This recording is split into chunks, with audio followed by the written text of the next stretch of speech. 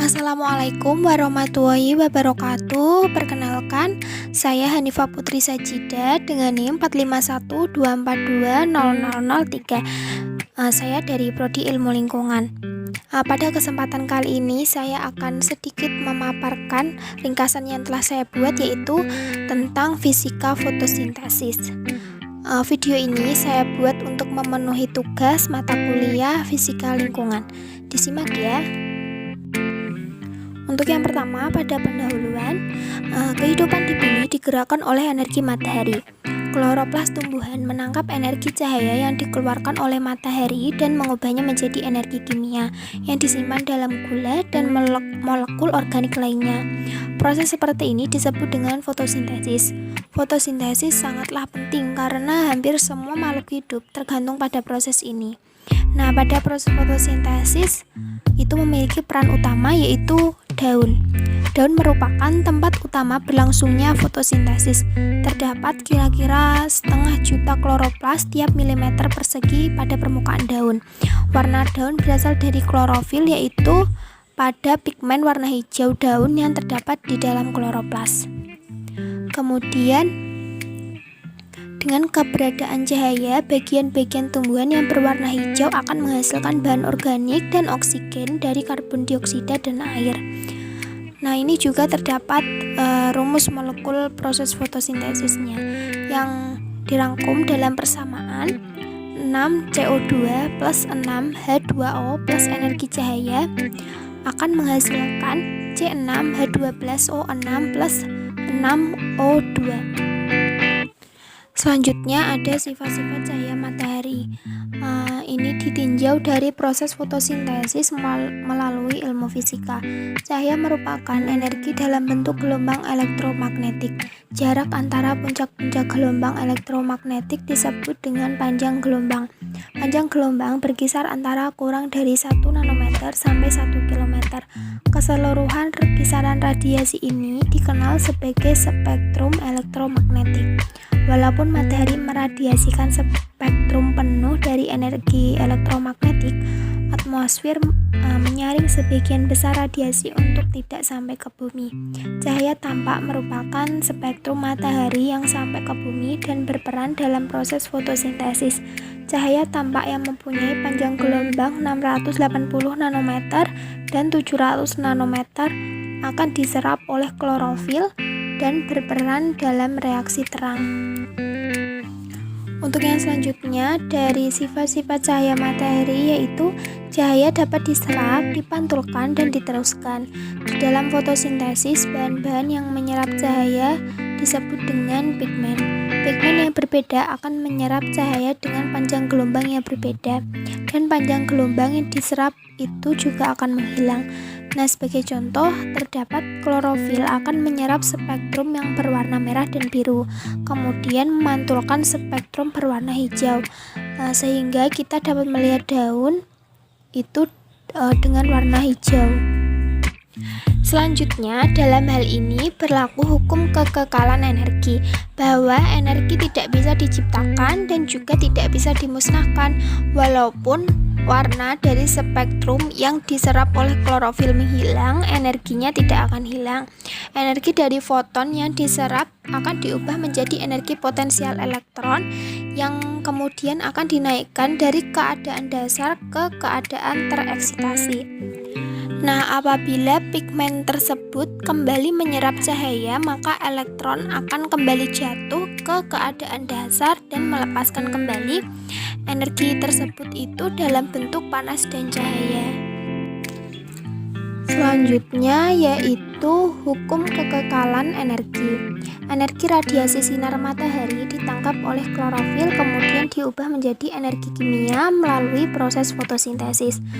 Nah, dalam hal ini tidak ada energi yang musnah. Energi kimia tersebut akan digunakan untuk mensintetis CO2 dan H2O menjadi glukosa dan senyawa kompleks lainnya yang tersimpan dalam bentuk senyawa karbohidrat atau bahan makanan. Bahan makanan bila dikonsumsi oleh makhluk hidup lainnya akan diubah menjadi energi kinetik, dan begitu seterusnya, sebab energi tidak bisa diciptakan dan juga tidak bisa dimusnahkan. Untuk yang selanjutnya yaitu reaksi dalam fotosintesis. Reaksi ini berlangsung dalam dua reaksi terpisah, yaitu reaksi terang dan reaksi gelap. Untuk reaksi terang, reaksi ini dalam prosesnya membutuhkan cahaya. Reaksi terang terjadi di membran tilakoid. Dalam reaksi terang, klorofil akan menyerap cahaya dari matahari.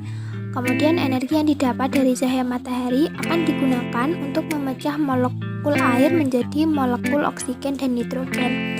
Nah, reaksi ini juga disebut dengan fotolisis. Untuk yang kedua yaitu reaksi gelap. Reaksi gelap merupakan reaksi yang tidak bergantung pada cahaya. Inti dari proses reaksi ini adalah pengubahan karbon dioksida atau CO2 menjadi glukosa. Reaksi gelap ini terjadi pada bagian stomata kloroplas.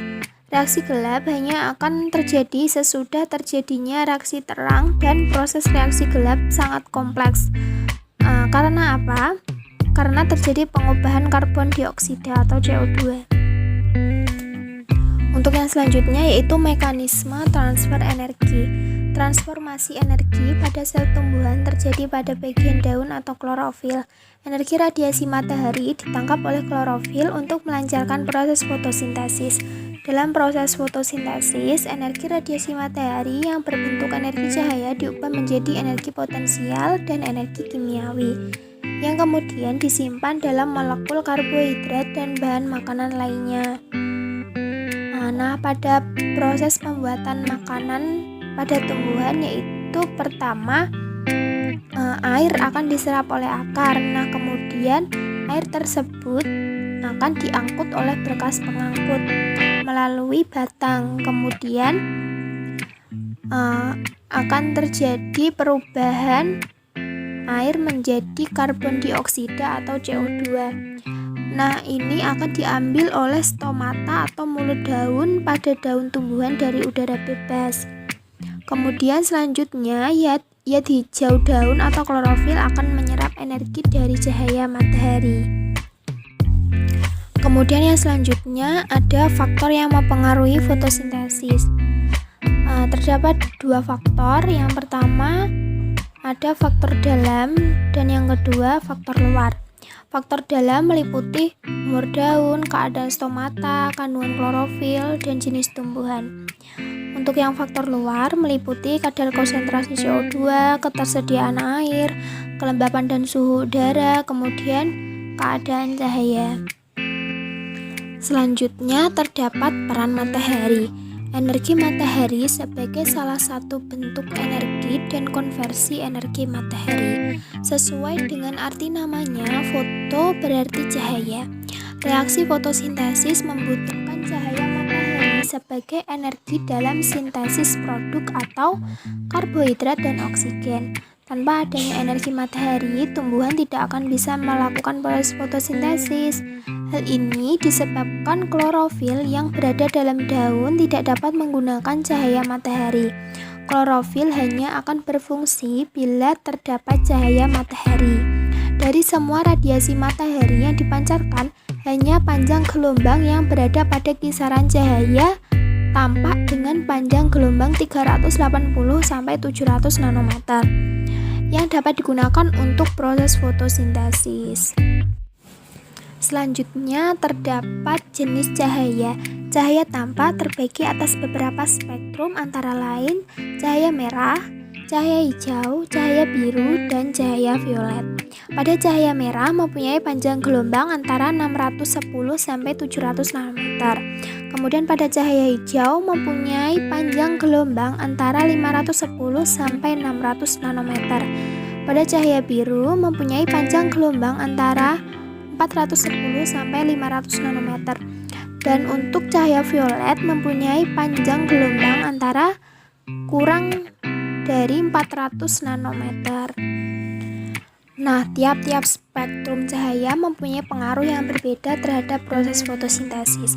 Hal ini terkait pada jenis dan pigmen di dalam kloroplas saat menangkap cahaya dalam fotosintesis. Pigmen yang terdapat pada membran grana menyerap cahaya yang memiliki panjang gelombang tertentu. Pigmen yang berbeda menyerap cahaya dengan panjang gelombang yang juga berbeda pula. Sekian yang dapat saya sampaikan, kurang lebihnya mohon dimaafkan.